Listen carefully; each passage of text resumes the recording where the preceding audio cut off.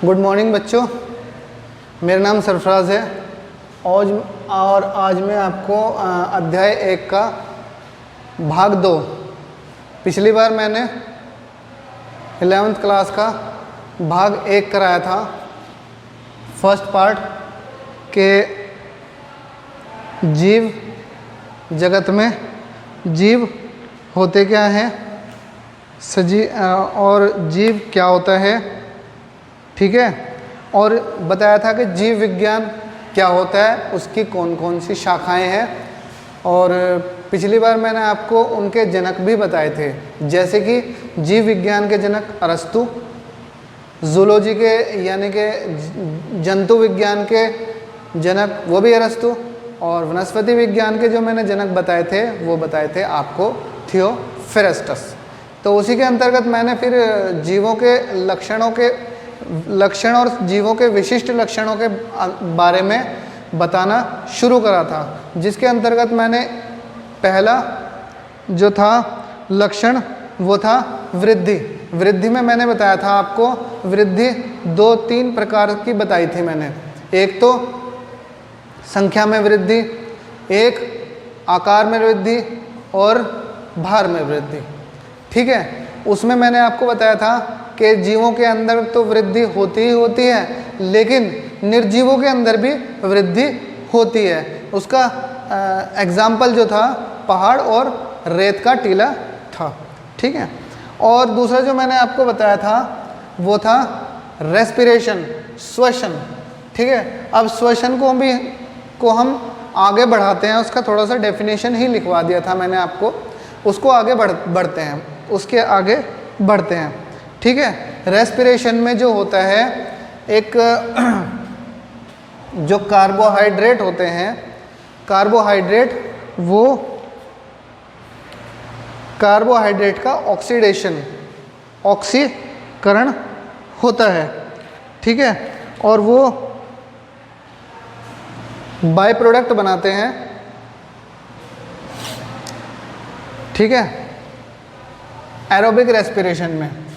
तो हाँ, रेस्पिरेशन भी 2 तरह के होते हैं, वो मैं आगे बताता हूँ आपको। पहले मैं ज़रा एक समीकरण लिख दूँ, 6C6H12O6 प्लस 6CO2 ऑक्सीडेशन हो रहा है ना, ये ऑक्सीकरण, इस प्रक्रिया का कहते हैं ऑक्सीकरण,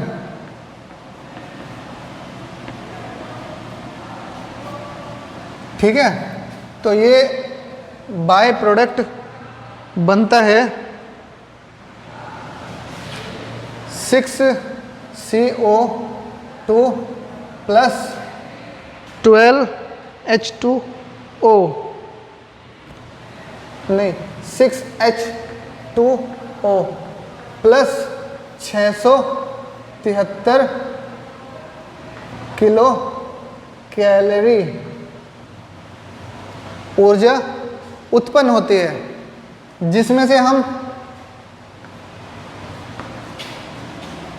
40% ऊर्जा का हम यूज़ करते हैं और बाकी बची हुई 60% ऊर्जा ऊष्मा में निकल जाती है।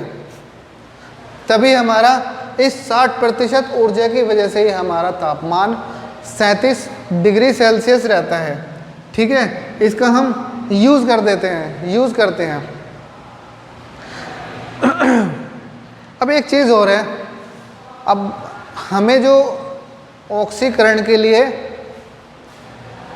O2 की ज़रूरत होती है, यानी कि 6 मॉलिक्यूल ऑक्सीजन के हमें चाहिए, ठीक है।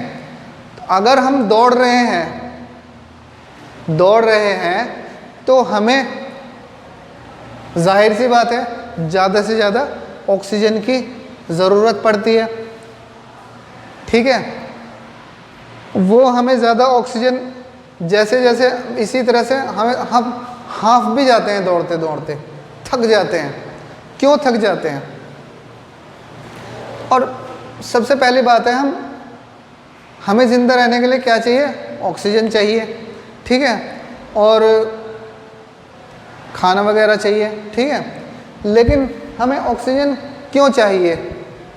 ठीक है, इसको हम साइंटिफिक तरीके से बता सकते हैं कि ये जो मैं समीकरण लिखा हुआ है, ऑक्सीकरण की वजह से ही, ऑक्सीकरण के लिए हमें ऑक्सीजन चाहिए ताकि हमारे सभी जीव द्रव्य यानी कि प्रोटोप्लाज्म को पूरा भरपूर मात्रा में ऑक्सीजन मिल सके, ठीक है। और जो ये यूज़ होती है एटीपी के फॉर्म में होती है, एटीपी के फॉर्म में यूज़ होता है 40% इसका। और अगर हम दौड़ रहे हैं, हमें कम ऑक्सीजन मिल रहा है, हम हाँफ रहे हैं, दौड़ते दौड़ते थक जाते हैं, तो ये जो कार्बोहाइड्रेट है ये परिवर्तित हो जाता है लैक्टिक अम्ल में।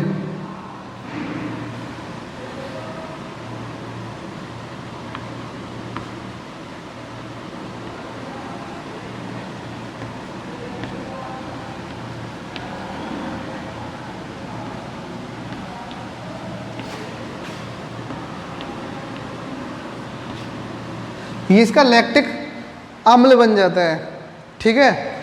ये हो जाता है हमारा, ये तो होता है, ये ऑक्सीजन हमें भरपूर मात्रा में मिल रहा है, ठीक है, और 673 किलो कैलोरी भी हमारी बर्न हो रही हैं, ठीक है। तो ये तो हो गया एरोबिक रेस्पिरेशन।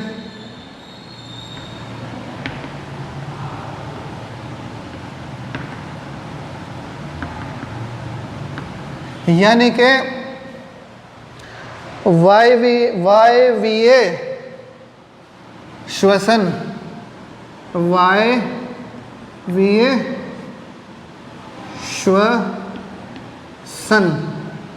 श्वसन, और ये जो हमें ऑक्सीजन कम मिल रहा है ये होता है अवायवीय, वायवीय श्वसन।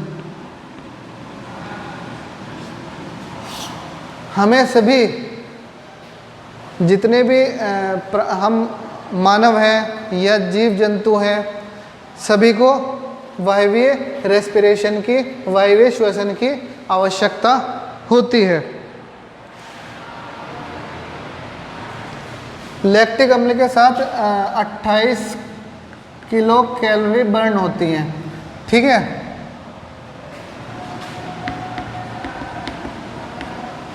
ठीक है, तो श्वसन के दो प्रकार होते हैं। श्वसन के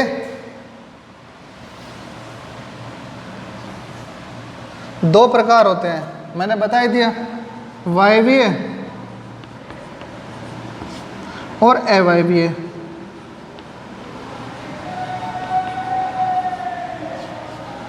ठीक है, वायवीय श्वसन में हमें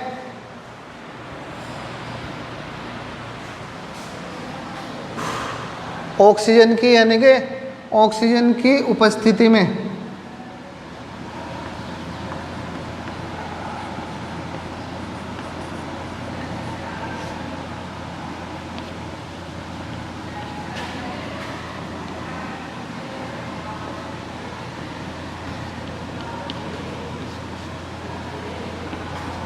ऑक्सीजन की उपस्थिति में जो श्वसन होता है उसको वायवीय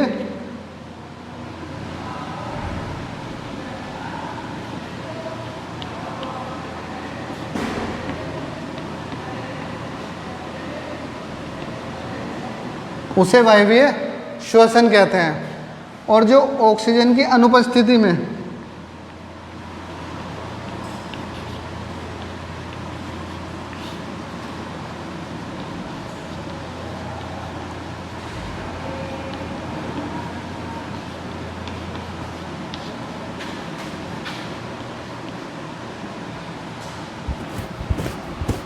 जो ऑक्सीजन की अनुपस्थिति में श्वसन होता है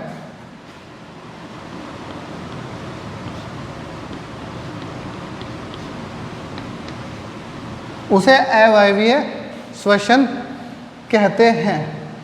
ठीक है,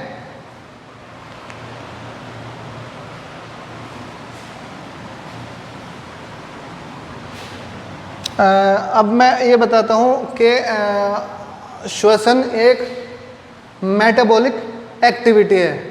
आप कैटाबॉलिक रिएक्शन है।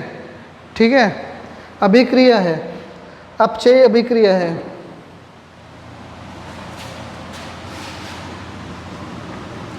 श्वसन एक अपचयी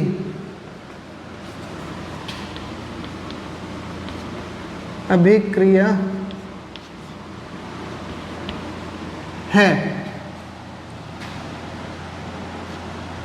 यानी कैटाबॉलिक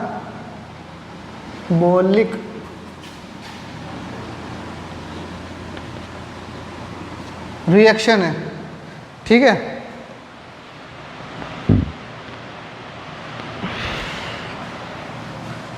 ये दो तरह के रिएक्शन होते हैं बच्चों। एक तो मतलब मेटाबॉलिक जो एक्टिविटी होती है, दो तरह की एक्टिविटीज होती है। एक तो मेटाबॉलिज्म में एनाबॉलिज्म, एक कैटाबॉलिज्म, यानी कि अपचयी और एक उपपचयी उपचयी। ठीक है,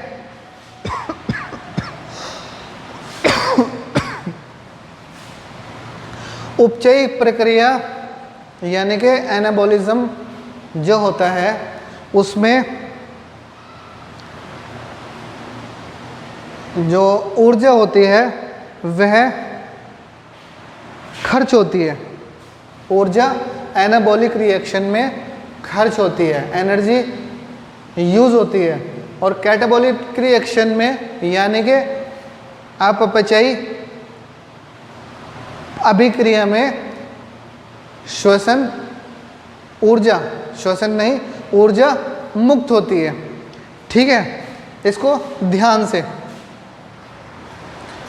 आ जाते हैं। अब जो आपको लिखना है मैं बोल देता हूँ, आप लिख लेना। ठीक है, ये होता है कि जीवधारियों में श्वसन प्रत्येक समय होता है। इस क्रिया में जीव वायुमंडल से ऑक्सीजन लेते हैं और कार्बन डाइऑक्साइड बाहर निकालते हैं। इस क्रिया में कार्बोहाइड्रेट, वसा एवं प्रोटीन का ऑक्सीकरण होता है। ठीक है, उदाहरण मैंने ये दे दिया है, उदाहरण ये है। ठीक है, ऑक्सीकरण का ऑक्सीकरण होता है।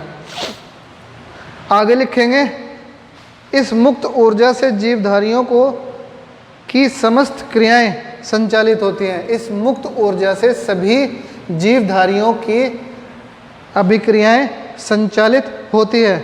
श्वसन क्रिया एक अपचयी क्रिया है जो जीव का विशिष्ट लक्षण है,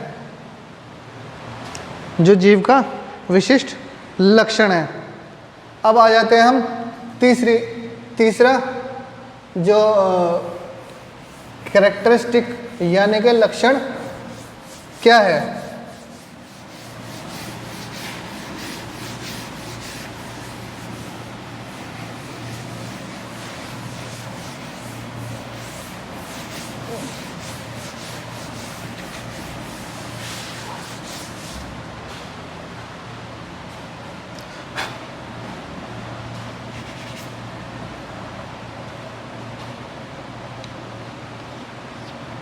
तीसरा लक्षण है जनन यानी कि रिप्रोडक्शन।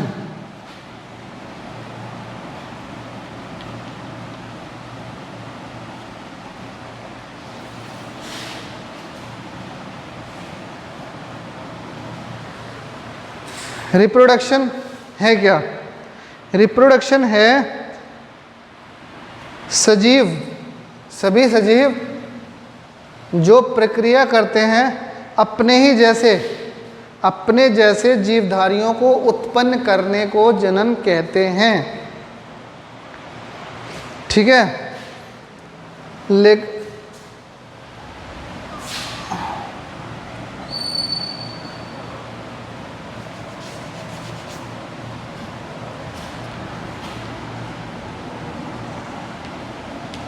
अपने जैसे जीवधारियों को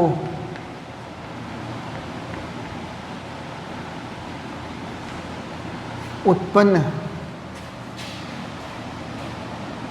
करने को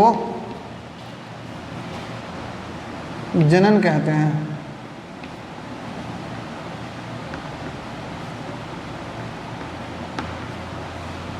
जनन सभी जीवधारियों में होता है, चाहे वो एक कोशिकीय जीव हो या बहुकोशिकीय। ठीक है।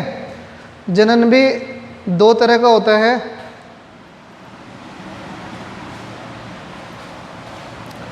जनन दो तरीके का होता है।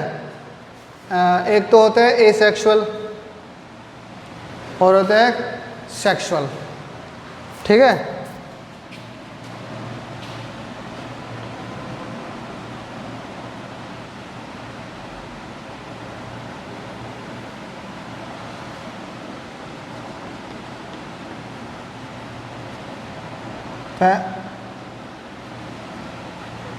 Sexual reproduction. ठीक है।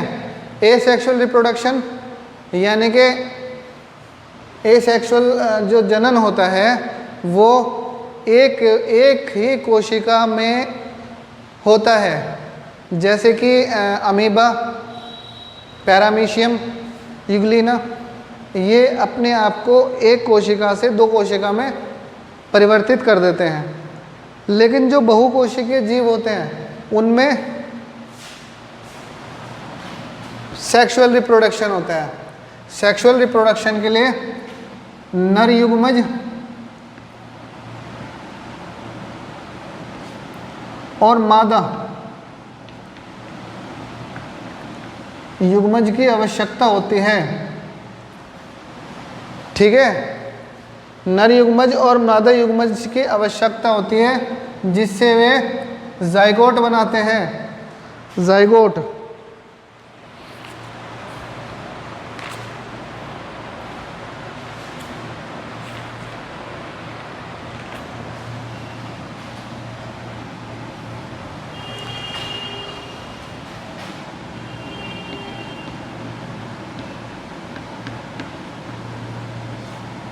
जाइगोट बनता है और जाइगोट से संतान, नया शिशु, नई संतान उत्पन्न होती है।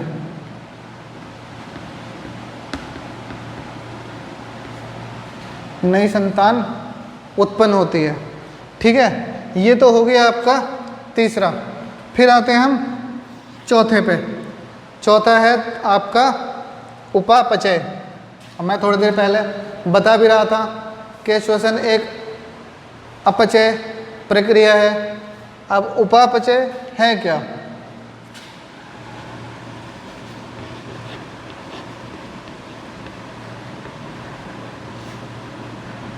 उपापचय को इंग्लिश में कहते हैं मेटाबॉलिज्म।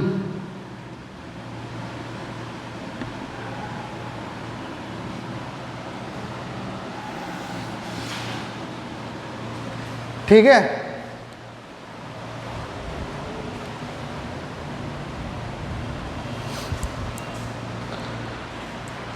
मेटाबॉलिज्म होता है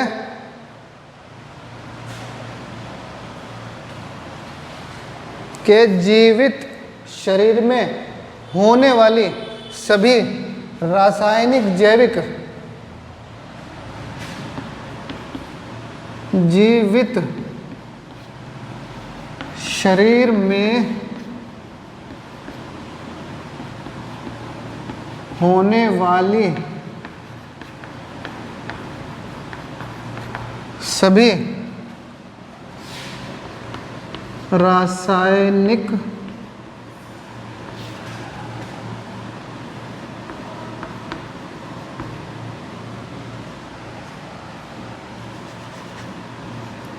व जैविक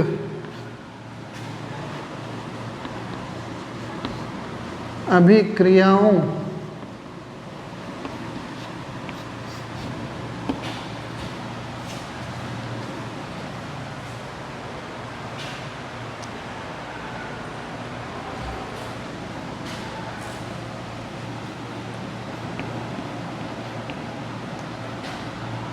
उपापचय कहलाते हैं। अभिक्रय उपापचय कहलाते हैं।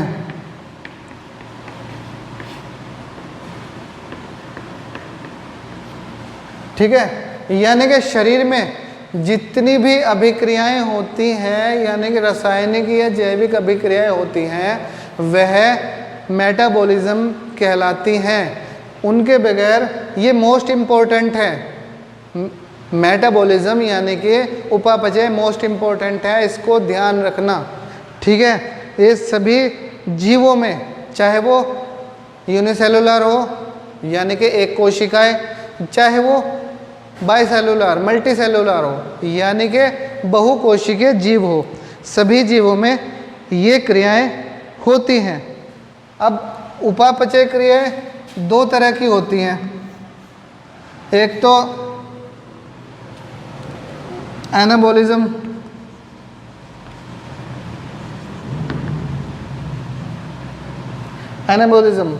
एनाबॉलिज्म होता है अपपचय, एक होता है कैटाबॉलिज्म उपपचय। एनाबॉलिज्म और कैटाबॉलिज्म।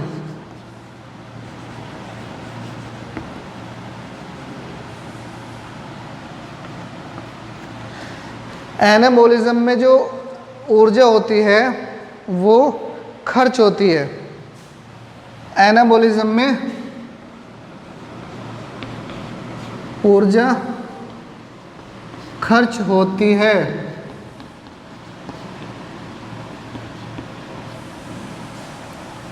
ठीक है, जनन में कुछ जीव इस तरह के हैं जो जनन प्रक्रिया नहीं करते हैं, वो हैं खच्चर,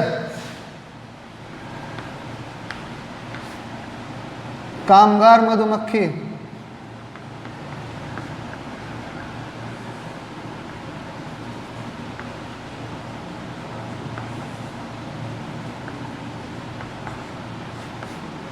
कामगार मधुमक्खी, ये इस तरह के जीव होते हैं जो जनन नहीं करते हैं। इसलिए यह जनन जो है किसी भी जीव का विशिष्ट लक्षण नहीं है, लेकिन उपापचय बहुत ही इम्पोर्टेंट है, ये विशिष्ट लक्षण में आता है। ठीक है, और इसमें ऊर्जा मुक्त होती है।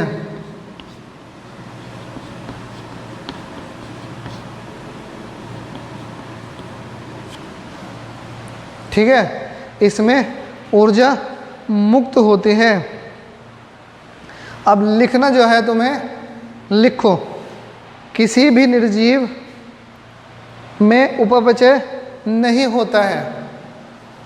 अगर हम लैब में रिएक्शन करने लगे तो वो मेटाबॉलिज्म के अंडर में नहीं आता है।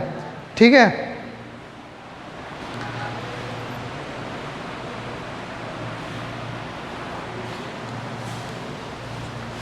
नहीं आता है।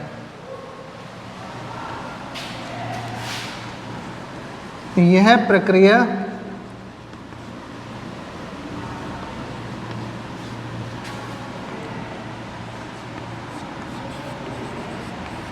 सिर्फ जीवधारियों में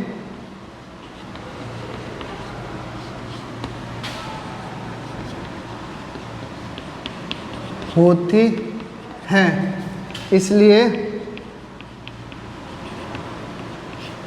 यह विशिष्ट